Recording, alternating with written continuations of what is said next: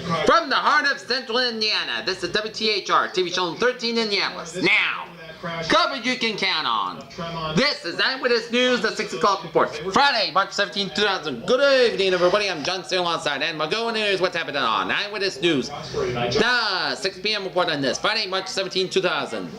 Top story at 6 is, after 3 years of investigation, former Kokomo podiatrist Alfredo P. Jimenez, 41, a federal grand jury indicted the doctor Thursday on 25 counts of mail fraud.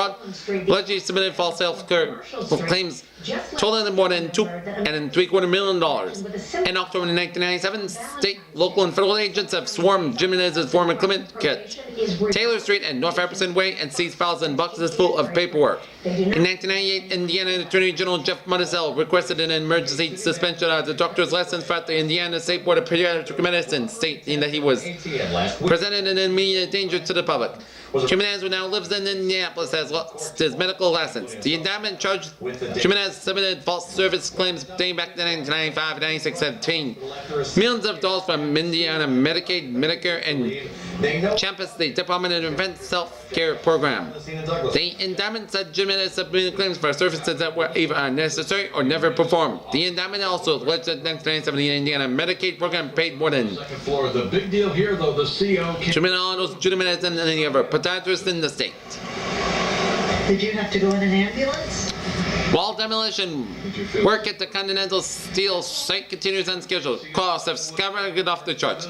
Less than 2 years ago, the Indiana Department of Environmental Management struck a deal with IT Group Corporation of Pennsylvania to dismantle the entire steel plant for $9.7 million. Supervised construction projects as an 8-mile are usually long-term and kind of remedial work periods in terms of years, sometimes decades. But here, with an initial contract length still wet, if the IT group quickly moved for the upward adjustment of $11.4 million, extension of a new contract price of $20.1 million.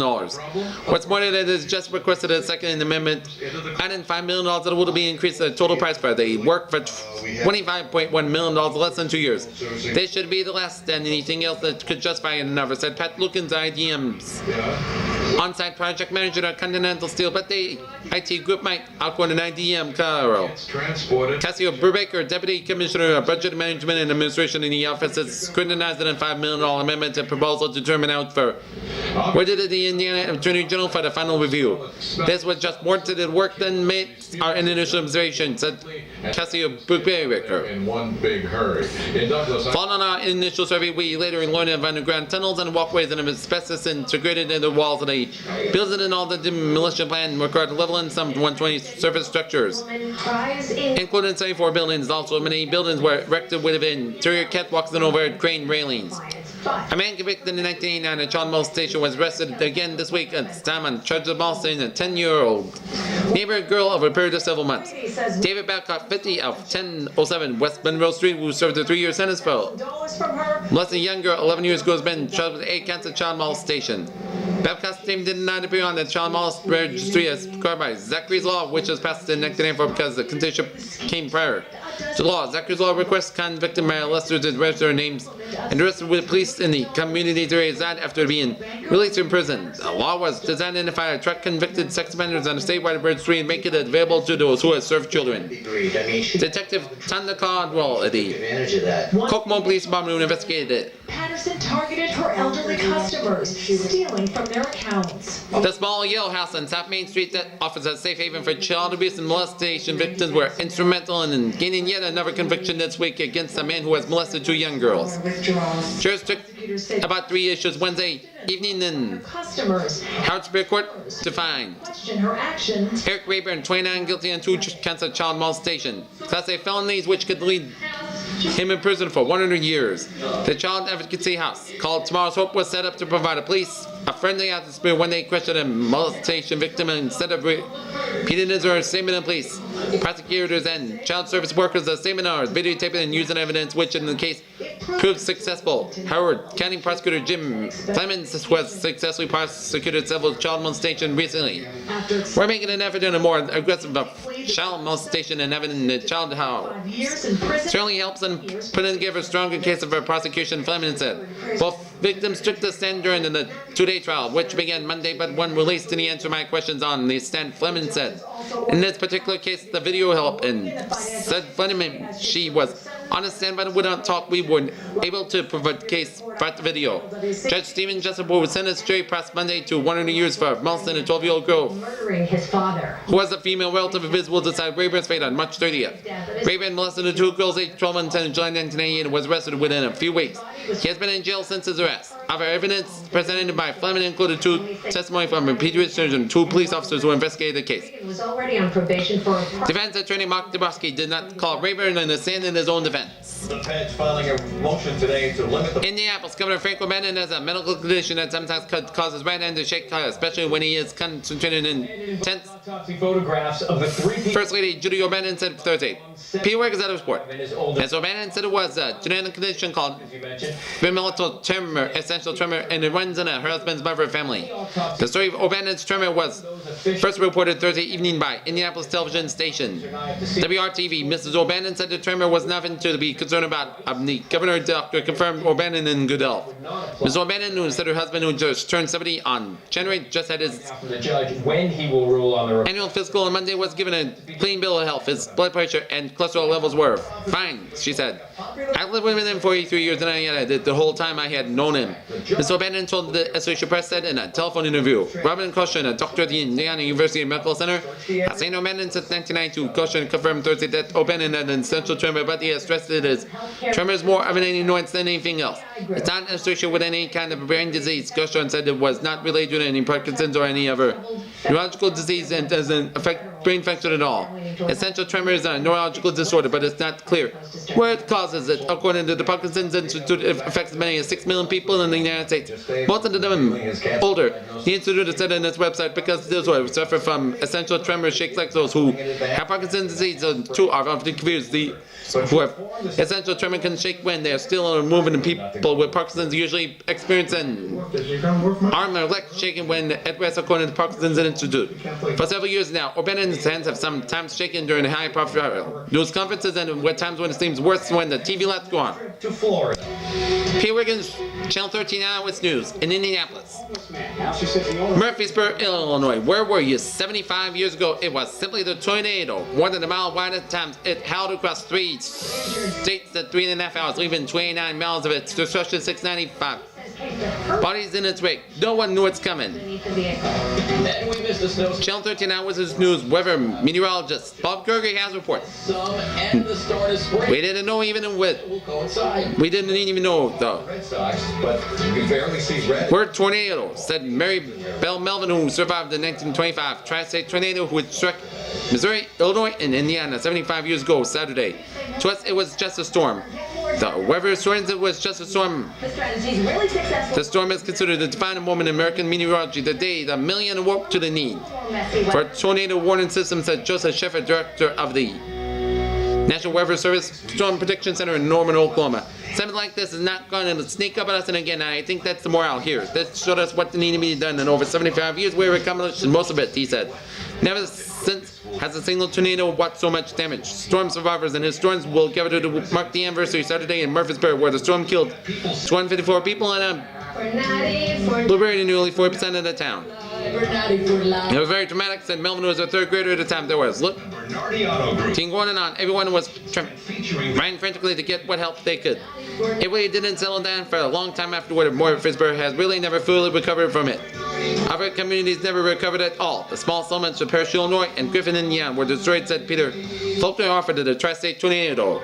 The story of America's greatest tornado disaster. Here, there was absolutely nothing left. There was not even foundations. Even a lot of debris was carried away. It just looked like something that was just absolutely scrubbed clean, he said. The tornado, one of the longest, fastest, and widest on record, touched down near Ellington, Missouri about 1 p.m. on a day in which it forecast called for rain and shifting winds that nothing now. After killing 11 Missourians and the troops across the Mississippi River and obliterated the small community of Gorham, Illinois, killing 34 people. According to survivor accounts, the storm was so large and low that the ground, no one recognized it to be a tornado until it was too late. It was so big, that it was so nasty that it just looked like a cloud eating up the ground as it went along, Scheffler said. In the next 40 minutes would have killed 541 people as it tore out the Murfreesboro, DeSoto, Hurstbush, and West Frankfort before moving on to the farm fields of rural southeastern Illinois. For just $50. More than 600 people were dead by the last died in the storm and 300-mile-per-hour winds crossed Indiana, across the town of Griffin, trained up to 85 farms and destroyed half of Princeton. At least 71 died in Indiana, all told. 2,027 people were injured, property damage. Only on 5 tonight. Estimates reached about 16.5 million. More than 800 people died in the 1984 tornado outbreak, but that storm involved in the Lucifer 5's Leah Martin. disaster cluster of tornadoes in several states. A 1974 cluster killed more than 300 people in 15 states. The 1925 storm nudged forecasters toward developing tornado warning systems. It still took a long time. The military led the effort during World War II, setting up spotter networks around its bases in tornado-prone areas. The first tornado forecast was based in the Air Force at the Tinker Air Force Base in 1948. Government forecasts began issuing tornado warnings and tornado watches in 1952, but radar did not appear on the scene until the late 50s. Since then, improved radar, a network of weather warning radio stations, and reliance on media reports have helped insurance of warning time for approaching tornadoes from virtually never before World War. Worth about $1. 2 to 12 minutes today. Enter the store as the A look at the March 18, 1925 Tri-State tornado, the deadliest single history in the United States history. Just John near Elton, Missouri at 1 p.m. disappeared near Petersburg, Indiana about 3.5 hours later. Killed 65 people, including 254 in Murfreesboro, Illinois. Injured to 2,027 people injured. Destroyed 15,000 homes. Caused damage in 19 communities in these states and 19 to 13 counties. And traveled 219 miles per hour at an average speed of 42 miles per hour. Bob Gregory, Channel 13. Eyewitness weather, here. Wow, back in the days when there were no severe warm weather systems back then, and it was scary. In Valparaiso, a judge Thursday sentenced a man to 155 years in prison in the abduction, torture, and murder of a co-worker whose body was not been found. Where I'm coming from. David Malinsky did not testify during the 90-minute hearing and showed little emotion as Judge Roger Bradlin handed down the sentence. Malinsky, whose wife tipped off police last summer that he may have been involved in break-ins in Lorraine Kirkley's house, was convicted of murdering the 34-year-old Valparaiso woman last month. The jury deliberated just 2 hours after finding him guilty of criminal confinement, sexual deviant contact, arson, theft, and 2 counts of burglary, following a 2-week trial in which they saw Polaroid photographs that prosecutors said depicted naked Kirkley, bound and gagged, and being sexually assaulted.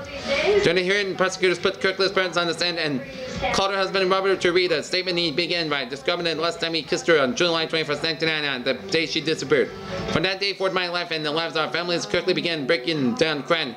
He then asked Deputy Prosecutor Todd Scheldenberger to finish the statement, which said in part, personally, I had destroyed down to my last foundation. Malinsky would be. What is good for my people in the community? Yes, but for Ray Leeson was at least 110 years old, even with good behavior. Still claims that Kirkley was a willing participant in her disappearance as she part of an elaborate scheme she had hatched with for him to escape a hapless marriage.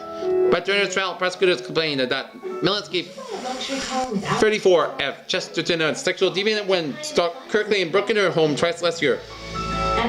He also told judges that she saw 17 Polaroid photos featured bound and gagged, could not use been conscientious. Schellenberger said that a stiff sentence from the judge combined with a heavy brevity of judges and jurors' deliberations prove that those who know the most about the case don't believe what David Malinsky says about Lauren Kirkley was a vindication for her.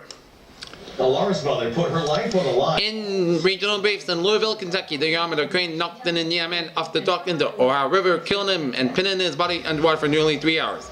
Stephen Ayers, 34, of Jeffersonville, Indiana, was standing near the base of the crane about 3:30 p.m. Wednesday when the arm fell about 50 feet, said John Medor, an Oldham County police spokesman. Ayers was pinned underwater by the equipment, but for his belief he was killed by the blow. The accident occurred at Charleston's London Marina, north of Louisville, on Ayers' second day of work for C&D General Contractors at Charleston, Indiana. The deputy was accidental, said Oldham County Deputy Dan Doty. An autopsy was scheduled by the State Medical Examiner Office in Louisville. Ayers said 2 other workers were replacing foam used to float the marina's docks. Mater said the crate was used to lift the docks. The co-workers weren't able to free Ayers using an air compressor device. Emergency personnel brought in on the surface about 6:15 p.m. The Occupational Safety and Health Administration will investigate the incident, Mater said. Madison, a heat lamp used to keep the dog warm, like to spark the fire that led to the death of a preservationist outside her historic home, the city's fire chief said. Dorothy Randall, 71, a former city council member and active preservation, died on June 29th of heart failure after collapsing outside the burning home. Her husband, Ronnie, jumped from a second-story window. Fire Chief Steve Horton said Wednesday the No end in sight. fire likely began when a heat lamp came in contact with burning inside a dog shelter on the rear porch. The home overlooking the Ohio River was built in the 1850s as a farmhouse, but additions over the years, including the front portion, columns, and a Greek revolver roof. Restoring the house would have cost as much as $700,000, said John Galvin, director of the Historic Medicine Foundation Incorporated. Finally, about that little boy from Rhode Island who captured the hearts of people. Fort Wayne, Indiana, a rock front at an elementary school window was mistaken for a gang shot, prompting police to arrest a 15-year-old boy in connection with an incident. Northside High School students were arrested Wednesday on felony charges of criminal recklessness and a misdemeanor charge of criminal mischief. His name was not released because of his age. At 3 a.m. About 3 p.m. on Wednesday, a teacher and her students at Ronaldale Elementary School were stunned by a loud bang and a knapsack full of the classroom window. No one was hurt by the rocket shot glass, but the teacher told a school official that a gunshot had come out their window. Officers called to the scene, followed 4 teens who ran to a nearby home. In Indianapolis, a former police officer convicted of robbery for using his police authority to intimidate women and having sex with them has been sentenced to 2 years of prison. Former Indianapolis Police Department patrolman Robert Neely also received 2 years of probation and a lecture from Mayor and Superior Court Judge Gail Miller. When you break that very law you're sworn to uphold, there's a price to pay, Miller told Neely. Neely, 31, was convicted in February on felony robbery for using his police authority and a patrol car to intimidate an exotic dancer he met at the club to go home with him and have sex. Neely was fired in June 1998. While the woman was said to the sex accident from in 1990 was forced on her, the jury acquitted Neely on criminal conduct and sexual battery. The jury could not be reached a verdict of a charge of criminal confinement, which was dismissed Wednesday. All the big cities Okay, let us take a look within the top 10. at Dublin Island, where it says first of the 10 million frothy They've got the nation's capital. pints of Guinness raised today in St. Patrick's honor. One of life's intriguing scientific debates were inevitably fall. Why did the bubbles in a glass of Guinness float downwards instead of up? Anyone that's down the pint of the thick dark that locals call drowned in the shamrock has no depth, no, that Guinness bubbles are the side of the glass and then shimmy downward appearing to defy the laws of nature. The bubbles go down and indicate the pint is going down well, said 30s are going to be able to fall off. Mark Brennan, a 30-year-old television producer, contemplating his second pint at the Odeon pub. On the ground. You see No, the head pushes the bubbles down. in. So 103-year-old Vinny Seymour, a self-declared port. Okay, weather now, Bob Gregory. Take it away, Bob. a 10 in Worcester, where the record is 0. Okay, thank you very much. Here, John and Ann, right now, current conditions at Average. 6 o'clock reports at 39 degrees at Indianapolis Airport. We got a wind chill about 30 degrees at Dupont, about 20 degrees. The humidity 46%. Barometer 3.43 inches. Visibility 10 miles. Winds Experiencing. east northeast about 17 in condition podcast, guys. That's very important. Okay, let us take a look at our current conditions around the region. It's 39 out in Indianapolis, 38 in Lafayette, 38 in Kokomo, 33 in Muncie, 33 in Richmond, 41 in Columbus, 40 in Wilmington in Indiana, 41 in Terre Haute, 33 in Chicago Midway, 34 in Gary, 36 in South Bend, 34 in Fort Wayne, 37 in Cincinnati, 44 in Frankfort, 44 in Louisville, 46 in Evansville, Indiana. Here. Get some snow out of that. For us, it's going to be rain. Not a tremendous Okay, let's take a look at our map situation. Was rain coming through overnight. raining for much of the Oklahoma down for Texas down for western Louisiana and Arkansas. Showers and thunderstorms from northern and central portion of Florida behind the cold front here. Snowing conditions off the coastal section of New England and some rainy section of Thursday. western portion of Washington State. It was breezy from much of the northern Rockies, chilly in the southeastern states, and cold in the northeastern states, and warm in the southwest. It is going. Okay, let's take a look at our forecast. Goes like this. Brisk and cold tonight. Low about 19 degrees. For Saturday, mostly cloudy and cool, high about 44, low about 27 degrees. Sunday, turning out, mostly sunny skies, high about 46, low about 29 degrees. Monday, mostly cloudy and warmer, high about 50, low about 30 degrees. And for Tuesday, mostly cloudy, chance of showers, high about 56, low about 43 degrees. Then on Wednesday, starting And ending with clouds and overnight. 6:54 p.m. Sunset. Full moon, March 19th, less March 27th. And then Friday. New moon, April 4th, and first moon, April 11th. And moonrise 4:16 p.m. And Rain for most of us. weather history. The Pilgrims sowed seeds at Plymouth Rock, Massachusetts on March 17, 1621. On St. Patrick's Day, 1778, green frogs were heard in Trapp, Pennsylvania. Ribbit, as Kramer say. Next It's not easy being green. Okay, now to the sports now. Sure now, Dave. Hi, everybody. Happy St. Patrick's Day. Calabro. The Brandon LaFell signing official. Good evening, everybody. Tonight, the Indiana Pacers will be at the Conseco Fieldhouse taking on the Houston Rockets. The most intriguing. It's Tom, said Gary Christian. I remember watching the press conference with Larry Bond, represented as a head coach of the Indiana Pacers. Of the Patriots. Chris Leap said he And as you would imagine. Please said it was time to get out Eminem, who has been in coaching knows when it is right time. After 6 seasons at Eastern High School, Chris Lee passed his resignation and finished with a 46-81 one-loss record. I've been coaching for 18 years at all different levels, and I still have a strong interest in coaching. Right now, it's leaving all my options open. Eastern Athletic Director Brad Nilsson had a high praise for Chris Lee. Gary was very dedicated and he was very hard-working. Wilson said he was very good with kids and he's an outstanding social studies teacher. I'm hoping and he doesn't say to school, I will miss him not being my coach. Wilson continued from the administration of his basketball program. I was a very sporty guy. I never really had to worry about. I made sure that he got the kids interested in playing Chris Lee, but I said he enjoyed his coaching years at the Comets. I entered the program when I was 19 in the season before I came in and way higher. Rematch of the World Series. That they were able to elevate the program. Chris Lee said we had great kids and won some of the memorable games in the first year when he won the Howard County Championship. It was a classic story in a town that no one expected to be. Played that kind of level for the team and our players proved everybody wrong. That was a great accomplishment and something we were able to use as groundwork for what success we have in our program. 1995, Eastern beat Western 51-48 in the county championship. Chris Lee and his Comets opened the season with a 9-game losing streak in that. But an 6-game winning streak that included county title. After women's season 4-97-98, the Comets had their best season under Chris Lee, but 9-12. In 99, 9 student events, the first sectional title game in 1979-80. They set a record crowd every single time they played out there. Indianapolis basketball coach Barry Collier didn't have a game tape of Florida's basketball team. He already had a picture each in his mind. Shoot the three-pointer, get up and down the floor press. Collier said there, Kentucky Pitino Dunn team. Florida coach Bill Donovan played for Pitino's Final Four team in Providence in 1987. Donovan then coached 4 seasons under Pitino in Kentucky before Pitino moved on to the Boston Celtics in 1995. Butler played against Donovan's first team in Marshall. And Bulldogs won 102-92. The 12th-seeded Bulldogs 23-7 will try to do the same against Donovan's 5th-seeded Gators 24-7 in today's NCAA East Regional game in Winston-Salem, North Carolina. Here. If I was wearing it. Tucson, Arizona, Purdue senior guard Jaman Kersel made only 1 of 4 passes in Thursday's game against Dayton and finished the game with a 4-10 shooting performance that might not look like the end of a slump on paper, but the Boilermakers in. I was supposed to stand in front of the green screen. Team career 3-point leader each words. Monumental with that swish. Cornell 3 second half. Scores were all 3-pointers each, coming an opportune and much needed time in the 6th at Purdue 6-2, 6-1 win over. Number 11 Dayton in the first round. At the West Region at the McHale Center, I hit that first one in the second half, and I think I broke the ass. Said Cornell River into the 3-pointer from beyond the screen that left side that gave the Boils a 49-43 lead with 8:49 remaining in the game. As Cornell ambled back down court in the bench with his first signs of relief being in and creeping on his face, the Purdue faithful got to the feet and gave the longest sailing round of applause in the South Bend native. Cornell entered the game with a 234 career 3-point putt for much of the season. His shot has been almost non-existent. And lost in Indiana and the end of the regular season in Wisconsin. At 7:30 on Prime. In the first round of Big East tournament, Drew had 11 games prior to the Thursday. Cornell had shot below 20% on 5 occasions. Purdue coach Gene Kitty said he never lost faith in Cornell, but saying he was more surprised when he would miss a shot that we made one. But it was shortly before Cornell broke his slump throughout the year. Kitty had to step in. To about 7 to 8 minutes left now, he said, Any of our convenient Commerce Bank offices. Jaman, would you mind making a shot tonight? Kitty said, I think I kind of loosen him up.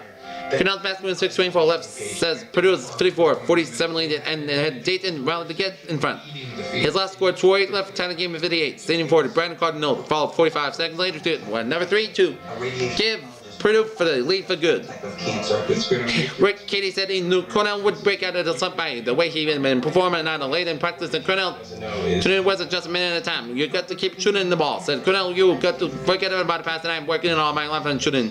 And I finally paid it off when it mattered the most. Over the game, Kitty gave credit to Cornell and senior coach Kenan Cousin Cunningham, Chad Krikoff, each of them made the string of baskets from long range during the key points of the game. And that is going to be it for the Eyewitness News. News, 6 p.m. board on the Friday, March 17, 2009. John Sterling alongside and Marco, Bob Cricket, and Dave Clubber. So have a good day and a good evening. Coming next on Channel 13 will be the AMC Nightly News. Tom Burker will be back for the Eyewitness News 11 p.m. report. Have a good evening. See you at 11.